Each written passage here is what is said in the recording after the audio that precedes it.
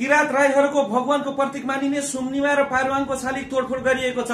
खोटाङको दिप्लुङ सुइचुम्बा गाउँपालिका 6 को छितापोखरीमा निर्माण गरिएको सुम्निमा र पारुवाङको शालिग तोडफोड गरिएको पालिका अध्यक्ष लोकेन्द्र राईले बताएका छन्। अध्यक्ष राईले शुक्रबार राति अज्ञात समूहले सुम्निमा र पारुवाङको शालिग तोडफोड गरिएको बताए। उनले शालिग तोडफोड गर्नेलाई पक्राउ गर्न खोटाङ प्रमुख जिल्ला अधिकारी र प्रहरी प्रमुखलाई जानकारी दिएको बताए। छितापोखरीको मस्याङ डाँडामा 2 वर्ष अघि कोशी प्रदेश सरकार र गाउँपालिकाको संयुक्त लगानीमा 40 लाख रुपियाँ लगानीमा सुम्निमा र पारुवाङको शालिग निर्माण गरिएको थियो। शालिग निर्माण भएपछि आन्तरिक पर्यटनको आगमन हुन थालेपछि सुम्निमा र पारुवाङको शालिग तोडफोड गरिएको हो।